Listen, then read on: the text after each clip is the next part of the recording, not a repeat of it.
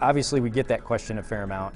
For me, it was kind of a logical progression. I think at a very early age, I loved airplanes, and kind of went after that goal to some degree, and it just seemed to be a natural progression. As you fly airplanes, you want to fly the next biggest experimental, high flying, fastest vehicle, and the shuttle is that, and it's probably going to be for a long time as far as anything comparatively speaking. So it was just a great opportunity, and I worked hard, obviously, but had a little luck involved too, and it's a great privilege to be able to fly it. There are a number of them, and some of them are fairly emotional.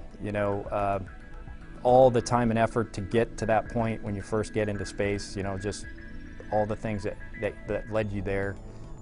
So those first few moments where you experience, microgravity, that was definitely one very strong memory. And I think, just that first time that you got to gaze out a window, either on the space station or on the space shuttle, just to look back at Earth, it's just unbelievable, the view that you have.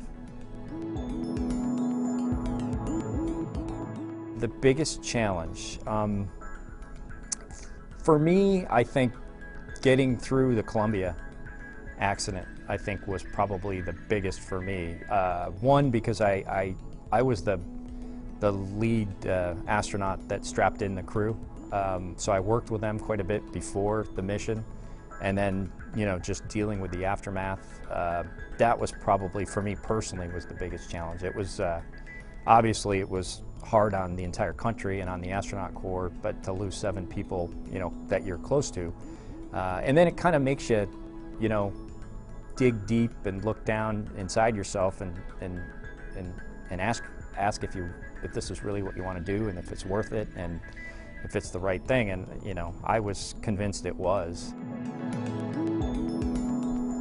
I think the biggest surprise for me is the adjustment that you have to make from living on Earth to living in space and being there for a number of days and then coming back. You're laying on your back on the pad thinking you're probably not going to go because there's going to be a weather issue, and you come out of the 9-minute hold, and 17 minutes later you're in space. And just adjusting your psyche to that it's a lot harder than you think. And then you come back from a mission, you land, and 2 days later you're mowing your lawn.